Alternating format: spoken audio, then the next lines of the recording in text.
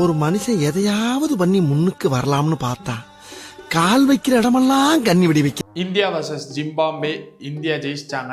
எப்படியும் தெரியும் இந்தியா ஜெயிச்சிருவாங்க அப்படின்ட்டு பெருசாக ஒரு சேஞ்சும் பண்ண ஒரே ஒரு சேஞ்சு கௌதம் கம்பீர்கிட்ட இருந்து விவிஎஸ் லக்ஷ்மணன்ட்ட கோச்சிங்கை கொடுத்தாங்க. இந்தாங்கப்பா நீங்கள் இந்த சீரீஸ் கோச் பண்ணுங்க அப்படின்னு சொல்லி எந்த மாற்றமும் கிடையாது. அருமையான வெற்றி. இந்த மேட்சை ரிவ்யூ பண்ணலான்னு ஒரு ஆசை.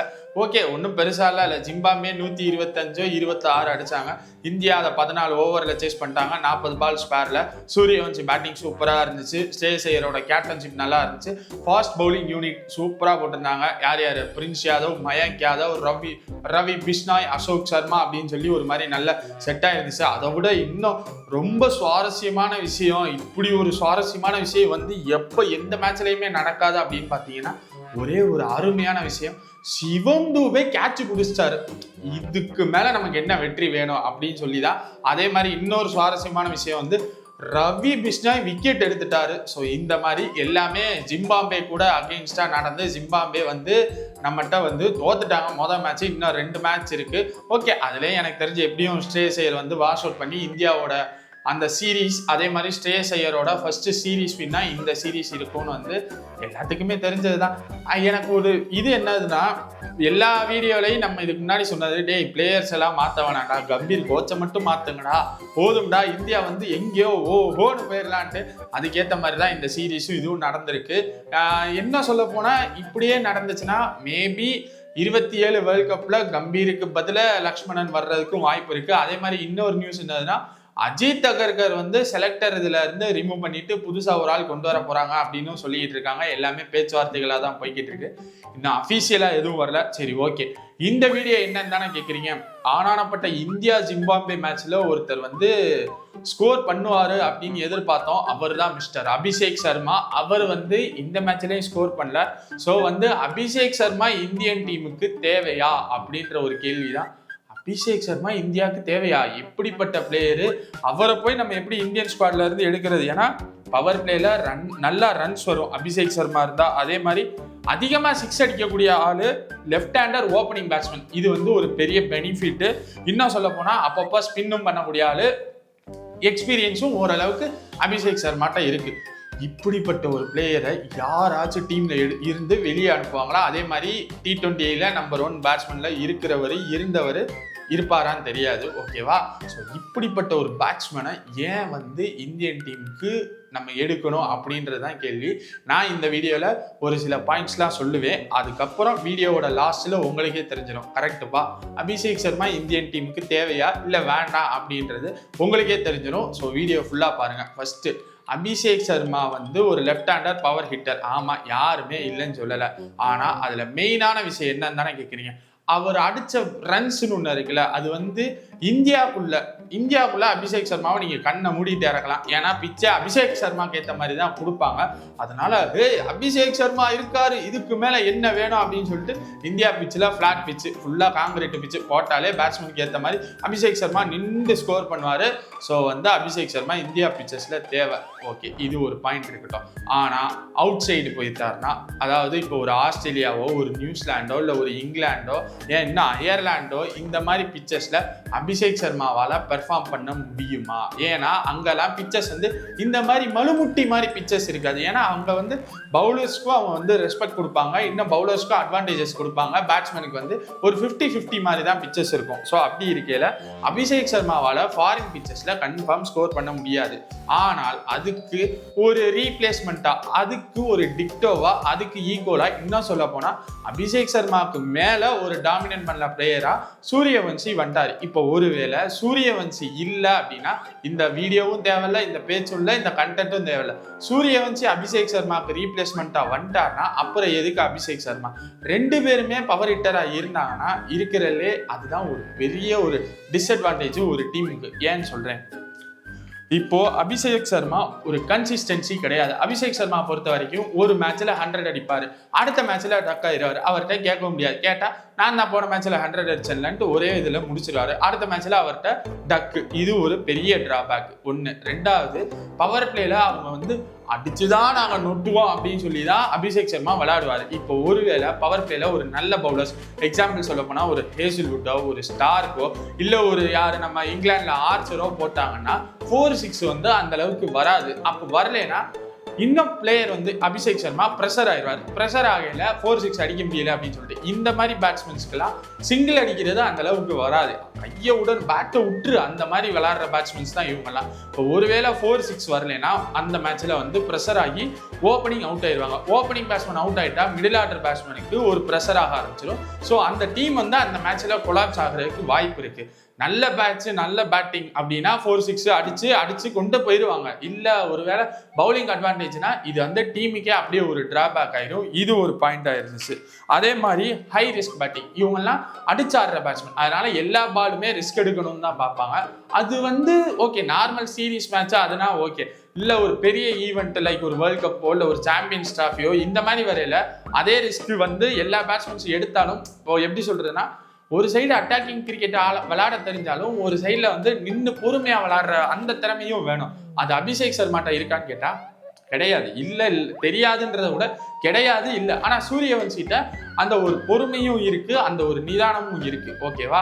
சோ இது அபிஷேக் சர்மாவுக்கு ஒரு டிஸ்அட்வான்டேஜ். இப்போ சூரியவன்சி இல்ல அப்படின்னா ஓகே, நீட் அபிஷேக் சர்மா தான்ப்பா ஓப்பனிங், நீ போய் இறங்கி விளையாடுப்பா அப்படின்னு சொல்லி வந்துடலாம். சரியா? இப்போ இந்த இன்னொன்னு லெஃப்ட் ஹேண்டர்ஸ் இந்தியன் டீமை பொறுத்த வரைக்கும் இப்போ ஓப்பனிங்ல 3மே left handers like Abhishek Sharma, Suryavanshi, Ishan Kishan, அடுத்து ஸ்ரேயஸ் ஐயர், திருப்பி மறுபடியும் Tilak Varma left hander, Shivam Dube left hander, Akshar Patel left hander. இது என்ன டீமா இல்ல வேற எதுவுமா? ஒரே ஒரு பேட்ஸ்மேன் ஸ்ரேயஸ் ஐயர் மட்டும்தான் ரைட் ஹேண்டர். ஹர்திக் பாண்டியா வந்தாருன்னா அவர் வேணா ஒரு ரைட் ஹேண்டர். ஒரு டீம்ல 7 இடத்துல 5 லெஃப்ட் ஹேண்டர் 2 ரைட் ஹேண்டரை வச்சுக்கிட்டு ஆப்போனன்ட் ஈஸியா தெரிஞ்சு போயிடும். ஓகே, லெஃப்ட் ஹேண்டர் இருக்காங்க, நம்ம ஆஃப் ஸ்பின்னை வச்சு தள்ளி விட்டுலாம் அப்படின்னு சொல்லி இன்னும் சொல்ல போனா ஆஃப் ஸ்பின்னருக்கு விக்கெட் விழுகிறதுக்கே வாய்ப்பு இருக்கு. இது ஒரு சைடு. இன்னொன்னு, ஒரு கிரவுண்டு, ஒரு டைமென்ஷன். இப்போ பிச்சு இருக்கு, சென்டர்ல பிச்சு இருக்கு. ரைட் ஹேண்டருக்கு அட்வான்டேஜாகவும் இல்லாம லெஃப்ட் ஹேண்டருக்கு அட்வான்டேஜாகவும் இல்லாம லைக் இப்போ எப்படி சொல்ல போனா, ரைட் ஹேண்டருக்கு லெக் சைடு சின்னதா இருக்கு, அதே இது லெஃப்ட் ஹேண்டருக்கு ஆஃப் சைடு ரொம்ப பெருசாயிடும். ஸோ இந்த இடத்துல பவர் பிளேல லெஃப்ட் ஹேண்டருக்கு ஒரு கொலாப்ஸ் ஆக ஆரம்பிச்சிடும். ஸோ அந்த இடத்துல ஸ்கோர் வராது. ஸோ ஒரு ஓப்பனிங்ல ஒரு ரைட் ஹேண்டரும் இருக்கணும், ஒரு லெஃப்ட் ஹேண்டரும் இருக்கணும். ஸோ அப்படி இருந்தா தான் ரைட் ஹேண்டர் லெக் சைட்ல ஈஸியா கிளியர் பண்ண முடியும். சின்ன கிரவுண்டுன்னு இருக்கையில லெஃப்ட் ஹேண்டருக்கு இந்த சைடு ஆஃப் சைடு சின்னதா இருக்கும். ஸோ லெஃப்ட் ஹேண்டருக்கு அது லெக் சைடா கன்வெர்ட் ஆயிடும். ஸோ அவர் ஈஸியா கிளியர் பண்றதுக்கு இது ஈஸியா இருக்கும். இது ஒரு பாயிண்ட். இதெல்லாம் வச்சு பார்க்கல அபிஷேக் சர்மாவும் தேவையா ஒண்ணு. அதே மாதிரி சஞ்சு சாம்சனை கொண்டு வரலாம். நாங்க சஞ்சு சாம்சனுக்கு போடாத வீடியோ இல்லை, நாங்கன்னு இல்லை, பொதுவாகவே எல்லாருமே சஞ்சு சாம்சன் அவர் அதிக வாய்ப்பு கேட்டிருப்பாரா இல்லை நம்ம எல்லாம் அதிக வாய்ப்பு கேட்டிருப்போமான்னு கேட்டால் நம்ம தான் அவ்வளோ வாய்ப்பு கேட்குறோம். சஞ்சு சாம்சனுக்கு வாய்ப்பு கொடுங்கன்ட்டு. அதற்கு காரணம் சஞ்சு சாம்சன் ஒரு ரைட் ஹேண்டர். இன்னொன்று, அவரால் ஒரு லாங் இன்னிங்ஸ் கொண்டு போய் விளையாட முடியும். ஒரு சைடில் இப்போ அபிஷேக் ஒரு சூரியவன்சியும் சஞ்சு சாம்சனும் ஓப்பன் பண்ணுறாங்கன்னா சூரியவன்சி அந்த சைடில் அட்டாக்கிங் கிரிக்கெட் விளையாட ஆரம்பிச்சிடாரு.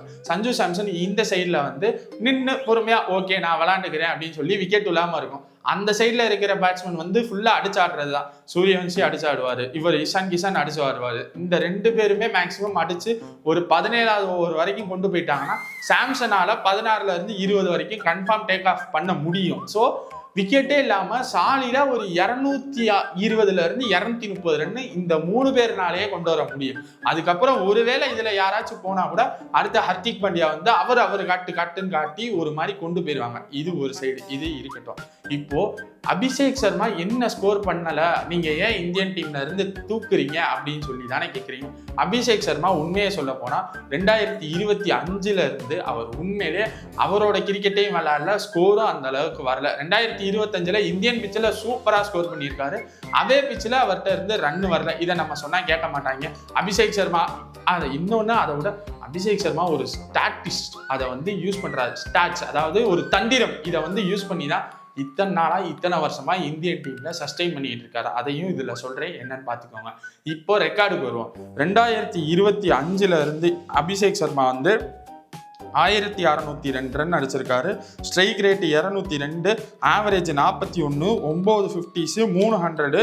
அதில் வந்து சிக்ஸஸ் வந்து 108. சூப்பர். இதில் வந்து இந்தியாவில் நடந்த ரன்ஸுக்கும் வெளிநாட்டில் இப்போ ஒரு ஆஸ்திரேலியா, நியூசிலாந்து இந்த மாதிரி பிச்சர்ஸில் நடந்ததுக்கும் அப்படியே டிஃபரன்ஷியேட் பண்ணோம்னா முக்காவாசி ரன்ஸ் இந்தியாவில இருந்து தான் வந்திருக்கும். இதில் அவுட் சைடு இதில் இருந்து வந்திருக்காரு. இது வந்து 2025 ஓடிஏ இது T20ல. சரியா? இப்போ அப்படியே அடுத்து ஐபிஎலுக்கு வரும். ஐபிஎல்ல அதுக்கு முன்னாடி வேர்ல்ட் கப் நடந்துச்சு. வேர்ல்ட் கப் இத்தனைக்கு இந்தியாவில தான் நடந்துச்சு. வேர்ல்ட் கப்ல அபிஷேக் சர்மா என்ன பண்ணாரு? ஒரு குரூசியலான மேட்ச், குரூசியலான சீரீஸ். சரியா? அந்த இடத்துல இவர் தான் ஒரு எக்ஸ்பீரியன்ஸ், இவர் நம்பி தான் பேட்டிங் வந்து அந்த மாதிரி ஒரு ரெடி பண்ணி வச்சிருவாங்க. ஓப்பனிங்ல இவர் மொத்தம் வந்து 3-3, 6, 6-1, 7, 8 மேட்ச் நடந்திருக்கு வேர்ல்ட் கப்ல. 8 மேட்ச்ல இவர் வந்து 141 ரன் தான் மொத்தத்துக்கே அடிச்சிருக்காரு. இல்ல குரூப் ஸ்டேஜ், குரூப் ஸ்டேஜ் இருக்கும்ல, அதுல வந்து 3 மேட்சுமே டக்கு அடுத்து. சூப்பர் 8ல 3 மேட்ச்ல 80 ரன், 3 மேட்சை சேர்த்து செமிஃபைனல்ல 9 ரன், ஃபைனல்ல மட்டும் 52 ரன், 141 ரன் மொத்தமா சேர்த்து. இதுல ஃபைனல்ல மட்டும் 52 ரன் அடிச்சோடனே ஓகே, அதான் ஃபைனல்ல அவர் அடிச்சிட்டாருன்னு சொல்லிட்டு அடுத்து அப்படியே அயர்லாண்டுக்கு பேக் பண்ண ஆரம்பிச்சிட்டாங்க. ஓகேவா? இது ஒரு சைடு. ஐபிஎலுக்கு அப்படியே வருவோம். இதுவும் இந்தியன் பிச்சில் தான் நடந்துச்சு. ஐபிஎல்லும் இந்தியன் பிச்சில் தான் நடந்துச்சு. ஐபிஎல்ல 2026ல 15 match, 563 run, strike rate 204, 40 average, 135 best, 100, 450, 43 6, 54. சரியா?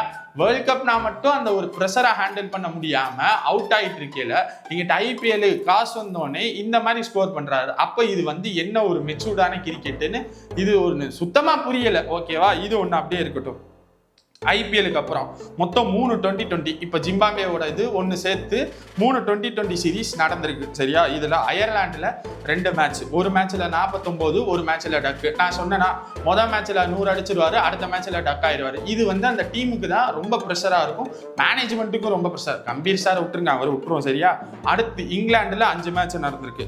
59, 43, 10, 16, 3 அப்படியே மேப் கீழே தான் இறங்குது. முதல் 2 மேட்ச்ல பெர்ஃபார்ம் பண்ணிடுறாங்க. அடுத்து கேட்டா அதான் முதல் 2 மேட்ச்ல அவர் பெர்ஃபார்ம் பண்ணிடுறாரு அப்படின்னு சொல்லிட்டு அந்த சீட்டை வந்து புடிச்சு வச்சிடறாங்க அபிஷேக் சர்மா அப்படின்ட்டு. சஞ்சு சாம்சனை வேர்ல்ட் கப்ல எடுத்துக்கிறோம். எல்லா மேட்ச்லயும் குரூசியலான மேட்ச், அவர் விளையாண்ட எல்லா மேட்ச்லயுமே குரூசியல். ஆனா எல்லா மேட்ச்லயுமே பெர்ஃபார்ம் பண்ணாரு. ஆனா அவரை வந்து அடுத்து பேக்கப் பண்ணவே இல்லை. கேட்டா அயர்லாந்து மேட்ச்ல அவர் வந்து பெர்ஃபார்ம் பண்ணல, இங்கிலாந்து மேட்ச்ல நாங்க வாய்ப்பு கொடுக்க மாட்டோம், ஜிம்பாப்வே மேட்சுக்கு நாங்க எடுக்கவே மாட்டோம் அப்படின்னு சொல்லிட்டு அவர் அப்படியே ஒதுக்கி வச்சிட்டாங்க. அடுத்து வர்றேன். இது வந்து இப்ப நடந்துகிட்டு இருக்கிறது. சரி, இப்ப அப்படியே அந்த அவுட் சைடு இது சொன்ன ஸ்டாட்ஸ். ஆஸ்திரேலியாவில் 2025ல் 5 மேட்ச் நடந்திருக்கு, ஒரு T20 சீரீஸ். அதில் 68, 28, 25, 23, 19 அப்படியே மேப் இறங்க. அடுத்து சவுத் ஆப்பிரிக்கா 50, 36, 7, 4 இது வந்து 4 மேட்ச் நடந்துச்சு, ஒரு சீரீஸ் மாதிரி. நியூசிலாண்டில் இது நான் சொன்னா எல்லாரும் திட்டுவீங்க, இந்த நியூசிலாண்டில் அடிச்சிருக்காருல அப்படின்ட்டு. இந்த ஆஸ்திரேலியாவும் சவுத் ஆப்பிரிக்கா பிச்சையும் கம்பேர் பண்ணல. நியூசிலாந்து பிச்சு ரொம்ப சின்ன பிச்சு, அது எத்தனை பேத்துக்கு தெரியும் தரேன். இந்த 2 கம்பேர் பண்ணல. அங்க வந்து 52, 68. இன்னொன்னு சொல்ல போனா இதைத்தான் நான் வந்து ரொம்ப முக்கியமா சொல்லணும். கில்லுன்றவர் மொதல் மேட்ச்ல எல்லா சீரீஸ்லயும் மொதல் மேட்ச் அடிச்சிருவாரு. லைக் இப்போ ஒரு சீரீஸ் ஆரம்பிக்க போது, இப்போ அயர்லாண்டு வேணாம், ஒரு ஆஸ்திரேலியா கூடயோ, ஒரு இங்கிலாந்து கூடயோ, ஒரு நியூசிலாந்து கூடயோ எந்த சீரீஸ் மொதல் மேட்ச் ஆரம்பிக்க போனா அந்த மொதல் மேட்ச்ல கில்லு பேட்ல இருந்து ஒரு 50 கன்ஃபார்ம் வந்துடும். அந்த 50 வந்தோடனே அடுத்து யாருமே இவர் மேல கை வைக்க முடியாது. ஓகே, இவர் வந்து இவ்வளவு அடிச்சிட்டாரு, இதுக்கு மேல நாம எதுக்கு கில்ல டிராப் பண்ணணும் அப்படின்னு சொல்லிட்டு அந்த சைட்ல இருக்கிறவர் சாம்சனை தான் அந்த சைட்ல தூக்கி ஆகணும். ஸோ சாம்சனை தூக்கித்தான் ஆவாங்க. சாம்சன் முதல் 2 மேட்ச்ல அடிக்க மாட்டாரு. இவங்க அபிஷேக் சர்மா முதல் இப்படின்னா சஞ்சு சாம்சன் இப்படி. ஆனா சஞ்சு சாம்சனால டேக் ஆஃப் பண்ண முடியும். சஞ்சு சாம்சனை உட்கார வச்சுறாங்க. அடுத்து சூரியவன்சி. இப்படியே எல்லா சீரீஸ்லயும் அபிஷேக் சர்மா மொத்த இந்தியன் டீமையும் இந்தியன் ஃபேன்ஸையும் அவர் ஏமாத்திக்கிட்டு இருக்காரானே தெரியல. யோசிச்சு பாருங்க, இப்ப நான் சொன்ன ரெக்கார்ட்ல எல்லா சீரீஸ்லயுமே மொதல் மேட்ச்ல அவர் பேட்ல இருந்து ரன் வந்திருக்கும். இப்படி இருந்தா எப்படி? அதுக்கு தான் நாங்க என்ன சொல்றோம், சூரியவன்சி தான் அபிஷேக் சர்மா விடையே என்ன அடிச்சு ஆடக்கூடிய பிளேயரா இருக்கார்ல, அப்புறம் எதுக்கு அபிஷேக் சர்மா? அதுக்கு பதில நம்ம சாம்சனை பேக்கப் பண்ணலாம்ல.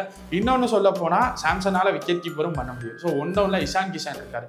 மேபி இஷான் கிஷானுக்கு பதில இன்னொரு ரீப்ளேஸ்மெண்ட் வேற யாராச்சும் கூட கொண்டு வரலாம். இஷான் கிஷான் கீப்பர் கோட்டாலையும் இப்போ விளையாண்டுக்கிட்டு இருக்காரு. ஒரு டீம்ல எதுக்கு இத்தனை லெஃப்ட் ஹேண்டர் பேட்ஸ்மேன்? இதெல்லாம் எனக்கு இத்தனை கேள்வி இருக்கு.